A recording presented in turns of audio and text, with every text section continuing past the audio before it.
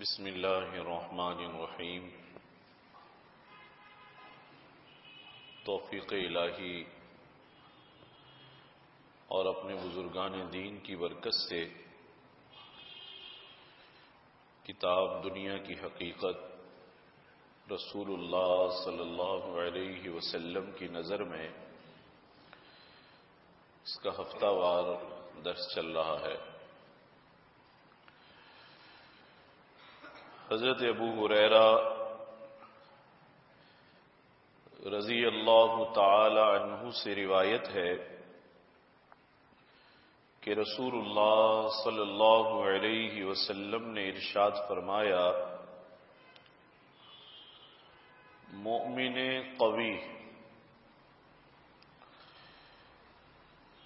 اللہ کے نزدیک بہتر اور محبوب ہے مومن ضعیف سے۔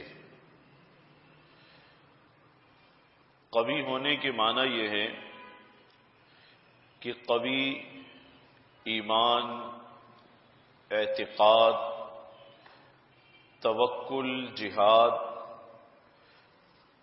صبر و نصیحت اور تعلیم خیر کرنے میں قوی ہو۔ خیر کی تعلیم کرنے میں، صبر کرنے میں، دوسروں کو نصیحت کرنے میں، توکل میں، ایمان میں، اعتقاد میں، اس سے جسمانی طور پر قوی ہونا مراد نہیں ہے۔ تو ایسا مومن قوی جو ایمان، اعتقاد، توکل، صبر، تعلیم، ان سب چیزوں میں مضبوط اور قوی ہے، اللہ کے نزدیک محبوب ہے مومن ضعیف سے۔ ضعیف ہونے کا مطلب یہ ہے جو ایمان میں کمزور ہے، اعتقاد میں کمزور ہے، صبر میں، جہاد میں، تعلیم میں، نصیحت میں، یعنی امور خیر میں کمزور ہے، اس کی یہ کمزوری مراد ہے۔ اور ہر مومن میں قوی ہو یا ضعیف نیکی ہے۔ جو چیز تجھ کو نفع پہنچائے اس پر حرص کر، اور نفع پہنچانے والی چیز دین ہے، تو دین کے معاملے میں حرص رکھنی چاہیے۔ اور نیک عمل کرنے پر اللہ کی مدد اور توفیق طلب کر، اللہ تعالی سے نیکی کے لیے مدد بھی مانگنی چاہیے، اور اللہ سے ہر دم استعانت کا طالب رہنا چاہیے۔ یہ جو سورۃ الفاتحہ میں ہے، ایاک نعبد و ایاک نستعین، اس کے معنی یہ ہے اللہ آپ کی عبادت کرتے ہیں، لیکن عبادت کے فوراً بعد استعانت آئی ہے، مدد آئی ہے۔ اس کا مطلب یہ ہے بغیر مدد کے، اللہ تعالی کی بغیر اعانت کے عبادت بھی ہم سے نہیں ہو سکتی۔ دونوں کا جوڑ ہے آپس میں۔ پہلے عبادت کا ذکر کیا، آپ ہی کی عبادت کرتے ہیں، اس کے بعد فوراً استعانت ہے، ایاک نعبد و ایاک نستعین، ہم آپ ہی کی عبادت کرتے ہیں اور آپ ہی سے تعاون بھی چاہتے ہیں، مدد کے بھی طلبگار ہیں، کمزور ہیں، ہم ضعیف ہیں، نیکی کرنا ہمارے بس کی بات نہیں ہے۔ آپ یقین جانیں ایسے ہی ہے، ایسے ہی ہے۔ اگر اللہ تعالیٰ کی توفیق شامل حال نہ ہو تو کچھ بھی نہیں ہو سکتا۔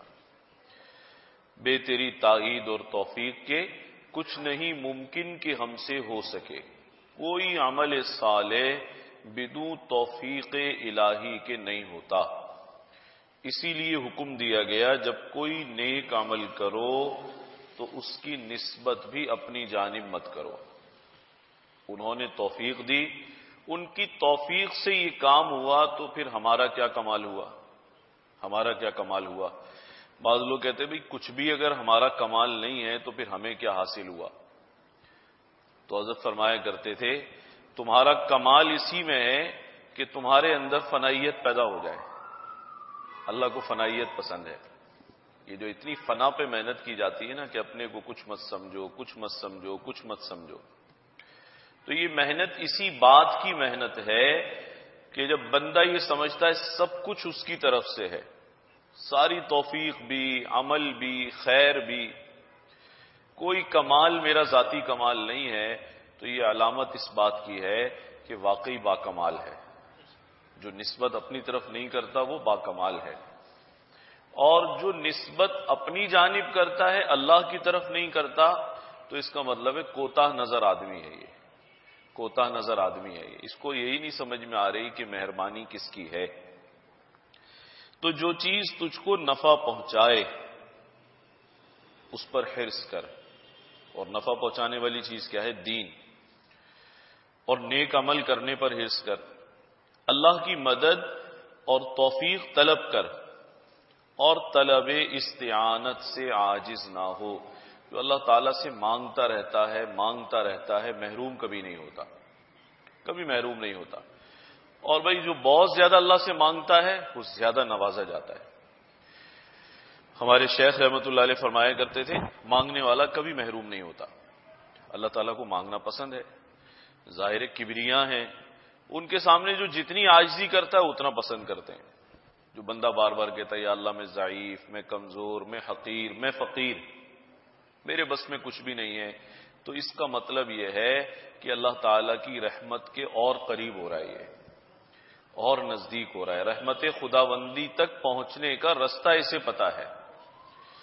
فرمایا طلب استعانت سے عاجز نہ ہو، یعنی اللہ سے مدد چاہتا رہے، اسی میں خیر اور عافیت ہے۔ جو لوگ مدد نہیں مانگتے اللہ تعالی سے اور اپنے زور بازو یا تدبیر پر بھروسہ کرتے ہیں تو انہیں سمجھ لینا چاہیے کہ تدبیر تقدیر خداوندی سے لڑ نہیں سکتی، تدبیر تقدیر سے لڑ نہیں سکتی۔ تو پہلے ہی مان لے کہ ہوگا وہ جو اللہ کا منشا ہوگا، اللہ کی مرضی ہوگی۔ قرآن مجید میں کتنا اچھا مضمون ہے، وَمَا تَشَاءُونَ إِلَّا أَن يَشَاءَ اللَّهُ رَبُّ الْعَالَمِينَ۔ کیسا پیارا انداز ہے سمجھانے کا، اللہ سے بہتر کون سمجھائے گا۔ فرمانے جو تم چاہو وہ ہو جائے، ایسا نہیں ہوگا، ہوگا وہ جو الا ان یشاء اللہ رب العالمین، اللہ رب العالمین جو چاہیں گے وہ ہوگا، یعنی مشیت ان کی کار فرما ہے، مشیت ان کی کار فرما ہے۔ اچھا، جو لوگ زیادہ اس بحث میں الجھتے نہیں ہیں، راضی برضا رہتے ہیں، ہمارے سلوک میں، تصوف میں یہ ایک مقام ہے، رضا بالقضاء، رضا بالقضاء، اور جسے یہ مقام حاصل ہو جائے تو اسے طمانینت قلب اور سکون قلب کی دولت مل جاتی ہے۔ ہر مقام کا کچھ ثمرہ ہے، اس کا پھل ہے۔ رضا بالقضاء کا جو ثمرہ ہے وہ سکون قلب ہے، طمانینت روح ہے، یعنی یہ کیفیت پیدا ہو جائے بھائی جو ہو رہا ہے خوب ہو رہا ہے، چاہے اپنے خلاف ہو رہا ہے، چاہے اپنے خلاف ہو رہا ہے، لیکن وہ سوچتا ہے خوب ہو رہا ہے، اللہ کی مرضی ہے۔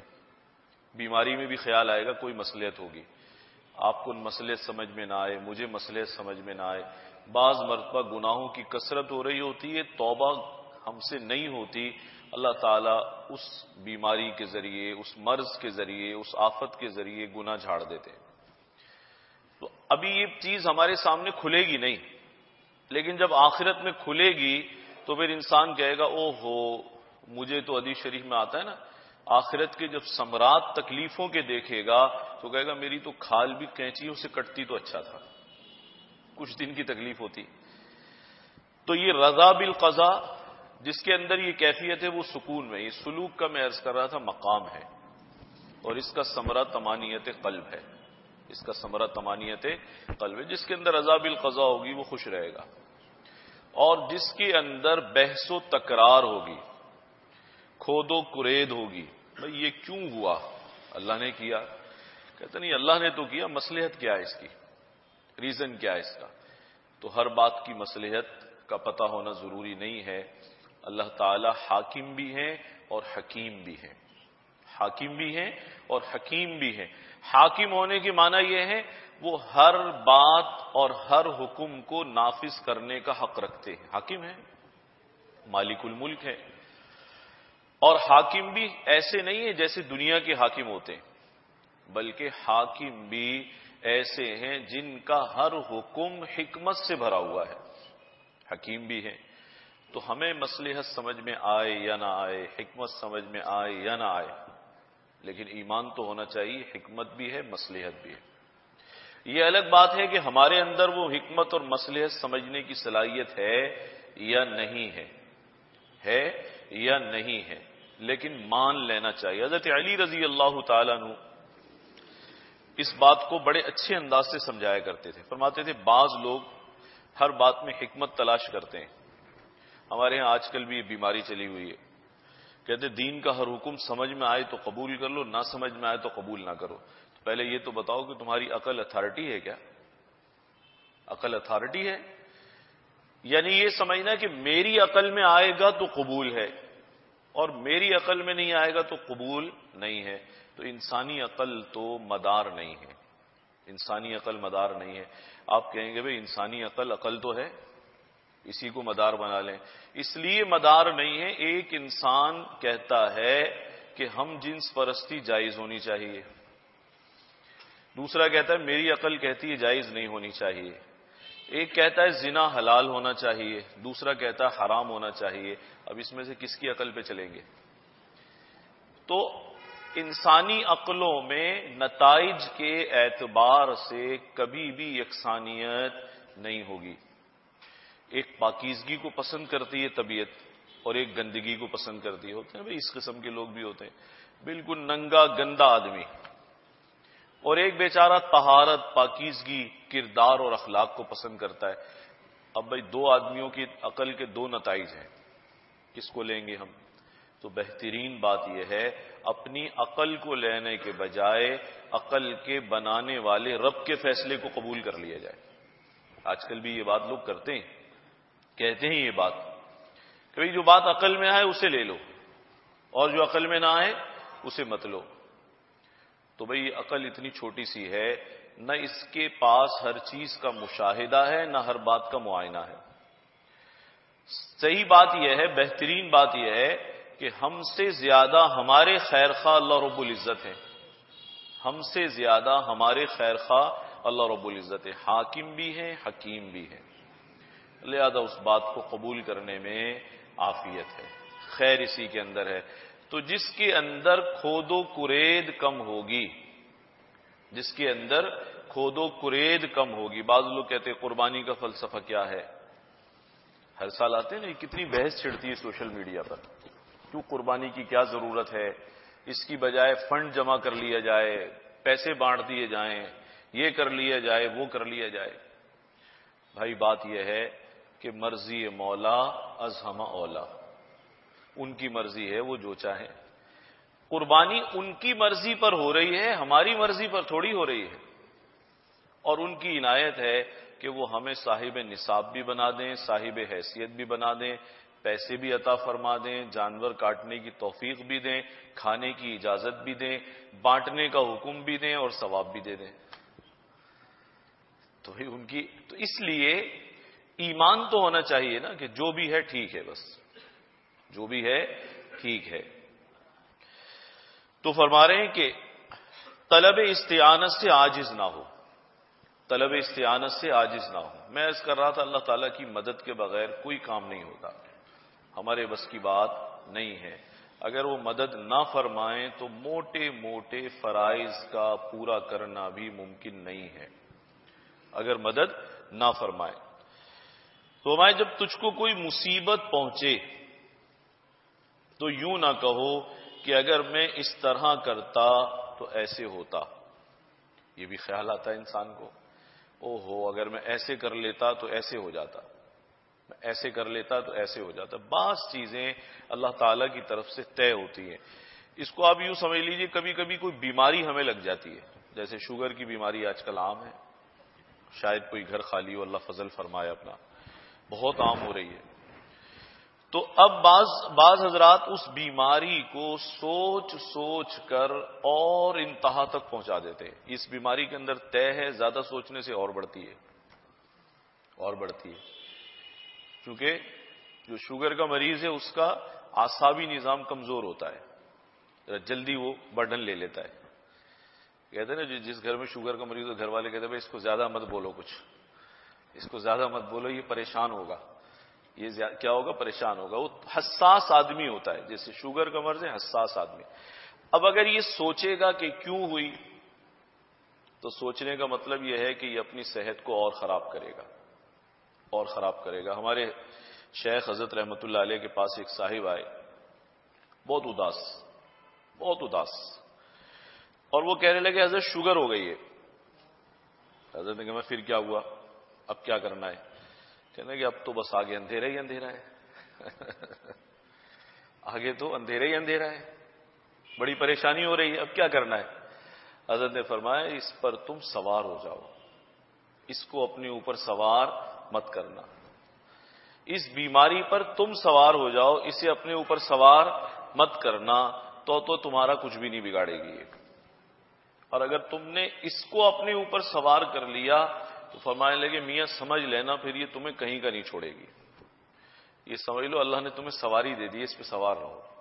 تو زیادہ اس کی فکر نہ کرے، اپنا پرہیز پورا کرے، علاج پورا کرے، طبیب کی ہدایت پر پورا عمل کرے. یہ تو راستہ ٹھیک راستہ ہے. اب یہی سوچتا رہے کہ یہ کیوں ہو گئی مجھے.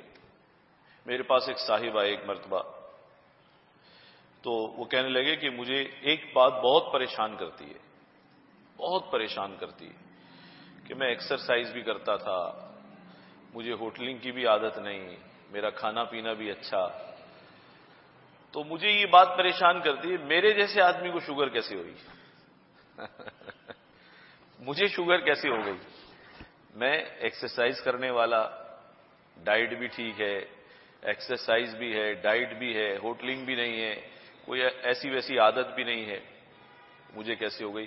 بھائی بہت ساری بیماریاں ایسی ہوتی ہیں، موروثی بھی ہوتی ہیں، جس کو آج کل انگریزی زبان میں انہیریٹنٹ کہتے ہیں.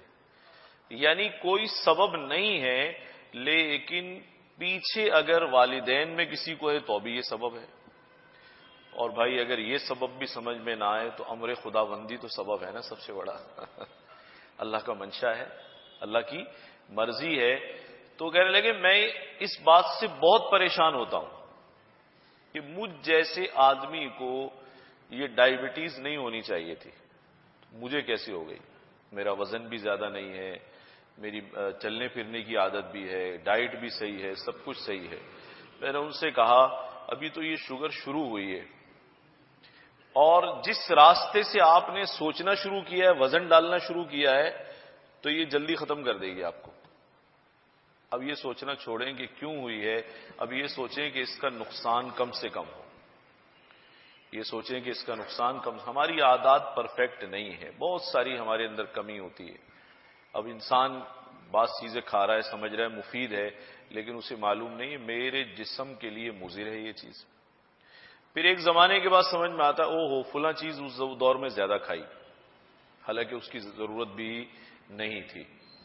تو یہ سوچنا کہ اگر میں اس طرح کرتا تو ایسا ہوتا یا ایسا نہ ہوتا، یہ اگر مگر اللہ تعالی کی تقدیر میں داخل کر کے سوچنا پسندیدہ نہیں ہے. بات یہ ہے کہ ہم کچھ بھی کر لیں، اللہ نے جو چیز ہمارے حق میں مقدر فرمائی ہے وہ ہو جائے گی، وہ ہو کر رہے گی. تو فرما رہے ہیں اگر میں اس طرح کرتا، جب تم کو کوئی مصیبت پہنچے تو یوں نہ کہو اگر میں اس طرح کرتا تو ایسا ہوتا، بلکہ یوں کہہ دو کہ اللہ نے یہی مقدر کیا تھا. اللہ کی مرضی یہی ہے، اللہ کی مرضی یہی ہے. اور اللہ تعالی جو کچھ چاہتا ہے وہ کرتا ہے. اس لیے اگر کا لفظ شیطان کے کام کو کھول دیتا ہے. حضور فرما رہے ہیں یہ جو اگر کا لفظ ہے نا، فرمایا فَإِنَّ لَوْ تَفْتَحُ عَمَلَ الشَّيْطَانِ. یہ جو لو ہے نا، لو جس کو ہم ترجمہ کرتے ہیں اگر، حضور فرما رہے ہیں یہ شیطان کے کام کو کھول دیتا. اب یہ وسوسہ ڈالے گا دل میں خامخواہ، تم نے ایسا نہیں کیا، اگر ایسا کر لیتے تو یہ ہوتا ہی نہیں. بعض مرتبہ ساری چیزیں انسان کے سامنے موجود ہوتی ہیں، لیکن پھر بھی اس مرض سے بچتا نہیں ہے. ساری چیزیں موجود ہوتی ہیں، سارے اسباب حاصل ہیں، علاج کے ذرائع بھی حاصل ہیں، اور نتیجہ بھی صحیح آنا چاہیے. ہماری عقل یہ کہتی ہے، لیکن پھر سمجھ میں آتا ہے فیصلہ تو اللہ کا چلے گا، منشا تو اللہ تعالیٰ کا چلنے والا ہے. فرمایا اس لیے کہ اگر کا لفظ شیطان کے کام کو کھولتا ہے، اب وہ وسوسہ ڈالتا ہی جائے گا، بات کو بڑھاتا رہے گا، اور جب وسوسے کا دروازہ کھل جاتا ہے تو اللہ پر یقین گھٹتا ہے، پھر اللہ پر یقین گھٹتا ہے۔ بس سمجھ لے اللہ کی مرضی تھی، جو ہونا تھا وہ چیز ہو گئی اور پیش آ گئی۔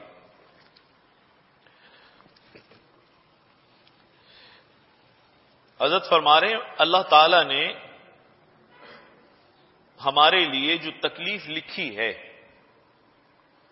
وہ تکلیف ہر حال میں پہنچ کر رہے گی، اور یہ بھی سمجھنا چاہیے کہ اللہ کا لکھا ہوا مضر نہیں ہے، گو کہ ہمیں سمجھ میں نہ آئے۔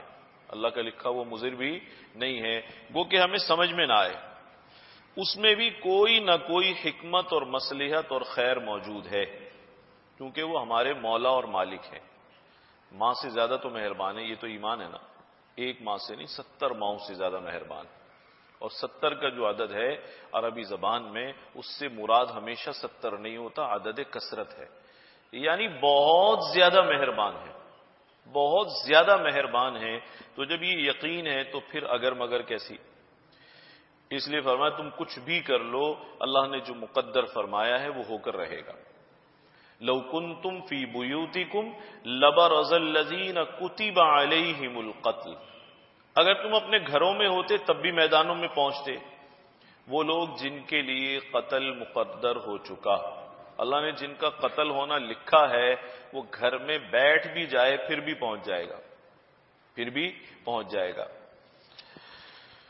حضرت عمر بن خطاب رضی اللہ تعالی عنہ سے روایت ہے کہ میں نے رسول اللہ صلی اللہ تعالی علیہ وسلم کو یہ فرماتے سنا ہے کہ اگر تم اللہ تعالی پر ایسا بھروسہ کر لو جیسا کہ بھروسہ کرنے کا حق ہے، ایسا توکل کر لو جیسا توکل کا حق ہے، تو وہ تم کو اس طرح سے رزق دے گا جس طرح پرندوں کو رزق دیتا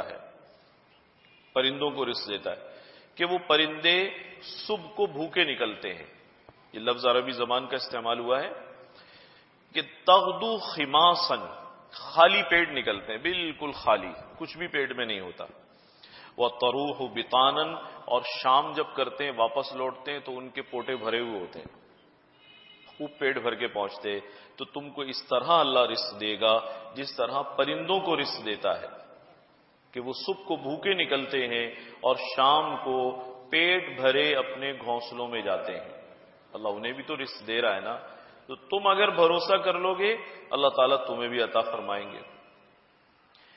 اور توکل کا حق یہ ہے کہ سوائے اللہ تعالیٰ کے کسی کے ہاتھ میں اپنا ضرر یا نفع، رزق، فقر، غنا، عطا، مرض، صحت، عزت، ذلت، موت و حیات نہ سمجھے، ساری چیزیں یہ یقین رکھیں کہ سب کی سب اللہ کے ہاتھ میں ہیں، سب کی سب چیزیں، عزت ہو، ذلت ہو، صحت ہو، بیماری ہو، فقر ہو، غنا ہو، کوئی بھی چیز ہے، نفع ہو، نقصان ہو، موت و حیات ہو، کچھ بھی ہو، سب کچھ اللہ تعالی کے ہاتھ میں ہے، کوئی چیز اس کی منشا کے بغیر نہیں ہے، اور یقین کرے کہ یہ سب حق تعالی کے ہاتھ میں ہے، بس کسی نعمت کی طلب میں بہت رنج نہ اٹھائے اور حرص اور مبالغہ نہ کرے کہ حلال و حرام کا فرق بھی نہ کرے۔ بعض مرتبہ انسان اتنا پیچھے پڑتا ہے کہ یہ چیز مجھے حاصل ہو جائے، حتیٰ کہ اس چیز کی طلب انسان کے عقل و حواس پر غالب آ جاتی ہے، اور اتنی غالب آ جاتی ہے کہ کسی بھی قیمت پر، حتیٰ کہ ایمان کی قیمت پر بھی اسے لینے کی کوشش کرتا ہے۔ تو فرمایا کسی چیز کی طلب میں بہت رنج نہ اٹھائے اور حرص اور مبالغہ نہ کرے، اتنا مبالغہ کہ حلال و حرام کا فرق بھی نہ رہے۔ امام غزالی رحمت اللہ علیہ فرماتے ہیں جو شخص توکل کا یہ مفہوم سمجھے کہ بس زمین پر پڑا رہے اور تدابیر اور کسب معاش نہ کرے، وہ جاہل ہے۔ بعض لوگ توکل کا یہ مطلب سمجھتے، بعض مرتبہ بعض یونیورسٹی کالج میں پڑھنے والے فون کرتے ہیں، وہ کہتے ہیں بھئی آپ لوگ تو جو مولوی ہیں لوگوں کو توکل سکھاتے ہیں، ذرا سمجھیے گا، توکل سکھاتے ہیں، جب جس کو توکل آپ سکھائیں گے وہ کام ہی نہیں کرے گا، وہ کام کرے گا؟ کہتے بھائی جو ہونا ہے اللہ کی طرف سے ہونا ہے۔ تو اللہ تعالیٰ نے یہ کب فرمایا کہ تم گھر بیٹھ جاؤ؟ فرمایا یہ؟ بلکہ حضور علیہ الصلوۃ والسلام کا ارشاد ہے کہ دیکھو یہ کسب حلال کمانے کی فکر میں لگنا بھی فریضہ ہے۔ تو اللہ کی جانب سے تم پوری کوشش کرو، امید خیر کی رکھو اور خیر والے راستے میں محنت کرتے رہو۔ تو بعض وہ سمجھتے ہیں توکل کا معنی یہ ہے کہ ہم لوگوں سے یہ کہتے ہیں تم گھر بیٹھو، بس دکان مت چلاؤ، کارخانہ مت چلاؤ، نوکری مت کرو۔ بھائی یہ معنی تو کسی نے بھی نہیں سکھایا۔ اسی کو امام غزالی رحمۃ اللہ علیہ فرمایا، اس کا مطلب ہے اس دور میں بھی توکل کا یہ معنی چلتا ہوگا۔ امام غزالی رحمۃ اللہ علیہ فرماتے ہیں جو شخص توکل کا مفہوم یہ سمجھے کہ بس زمین پر پڑا رہے اور تدابیر اور کسب معاش نہ کرے، وہ جاہل ہے۔ منقول ہے کہ کوے کا بچہ جب انڈے سے نکلتا ہے تو سفید ہوتا ہے، جو کوے کو برا لگتا ہے، چھوڑ کر بھاگ جاتا ہے۔ حق تعالیٰ اس کی طرف رزق کے لیے مکھی اور چیونٹی بھیجتے ہیں، کچھ دن میں وہ سیاہ ہونے لگتا ہے، پھر کوا اس کو لے کر پرورش کرتا ہے۔ تو اگر وہ اس کا جو جہاں جس گھر میں کوا پیدا ہوا، اگر اس کے ماں باپ نے اس کو نہیں پالا تو اللہ نے تو پالا۔ تو یہ معنی ہے کہ اللہ تعالی پالنے میں کسی کے محتاج نہیں ہے، لیکن یہ معنی نہیں ہے توکل کے کہ بیٹھ جائے بس۔ سفیان ثوری رحمۃ اللہ علیہ کے پاس ایک شخص آیا اور آ کر کہنے لگا حضرت دعا فرمائیں، میں ایک تجارتی سفر پر جا رہا ہوں قافلے کے ساتھ، تو آپ دعا فرما دیں برکت ہو جائے۔ حضرت نے دعا فرمائی، وہ چلا گیا۔ اب وہ سفر تھا جس ملک میں قافلہ جا رہا تھا، مہینوں کا سفر تھا وہ اس دور کا۔ تو آپ نے دیکھا 4-6 دن کے بعد پھر مجلس میں بیٹھا ہے وہ۔ حضرت نے فرمایا ارے فلانے، تو نے کیا ہم سے دعا نہیں کرائی تھی قافلے میں جانے کی؟ تو قافلے سے تو کیسے واپس آ گیا اتنی جلدی؟ اس نے کہا حضرت کیا پوچھتے ہیں، مجھے تو راستے میں ایک عجیب بات سمجھ میں آ گئی، بس میں وہیں سے پلٹ گیا۔ تو سفیان ثوری رحمۃ اللہ علیہ بھی متوجہ ہوئے اور حاضرین بھی کہ اس کو کیا بات سمجھ میں آئی کہ تجارتی قافلہ ہی چھوڑ کے لوٹ آیا یہ۔ کہنے لگا میں نے دیکھا کہ ایک درخت کے نیچے جڑ میں ایک سانپ ہے اور وہ اندھا سانپ ہے، یعنی وہ شکار نہیں کر سکتا، کوئی چیز کھا نہیں سکتا، کیڑے مکوڑے اس کو نظر نہیں آئیں گے۔ تو وہ اندھا سانپ ہے اور بالکل درخت کی جڑ میں بیٹھا رہتا ہے۔ تو میں کیا دیکھتا ہوں کہ ایک چڑیا اوپر جو درخت کے اوپر گھونسلہ ہے، وہ اس اپنا بھی پیٹ بھرتی ہے اور جو کیڑے مکوڑے پکڑ کر اس کے منہ میں ڈال دیتی ہے سانپ کے۔ یہ وہ سفیان ثوری کو بتا رہا ہے کہ وہ لاتی ہے اور لا کر اس کے منہ میں کیڑے مکوڑے ڈالتی ہے، اور جب تک اس کا پیٹ نہیں بھرتا تو چڑیا یہ کام کرتی رہتی ہے، چڑیا یہ کام کرتی رہتی ہے۔ تو میں نے قافلے والوں سے کہا بھائی تم تو جاؤ، مجھے تو منزل یہیں مل گئی۔ تو سفیان ثوری نے فرمایا تجھے کیا منزل ملی؟ ہمیں تو سمجھا، کیا بات سمجھ میں آئی تجھے؟ اس نے کہا جب اللہ تعالیٰ اندھے سانپ کو کھلا سکتا ہے تو مجھے نہیں کھلا سکتا؟ تو سفیان نے فرمایا دیکھو یہ لوگوں کی سمجھ کی بات ہے، اس نے اندھا سانپ بننا پسند کیا، دوسروں کی خدمت کرنے والی چڑیا بننا پسند نہیں کیا۔ اسی واقعے میں دونوں باتیں تھی نا، ایک چڑیا کا عمل اور ایک سانپ کا عمل۔ تو فرمانے لگے اس بے وقوف نے کیا بننا پسند کیا؟ اندھا سانپ۔ ایک تو سانپ بنا اور وہ بھی کون سا والا؟ اندھا والا۔ اسے یہ خیال نہ آیا کہ اسی واقعے میں ایک چڑیا کا عمل بھی ہے، اپنا پیٹ بھی دیکھ رہی ہے اور اس موذی جانور کا پیٹ بھی بھر رہی ہے۔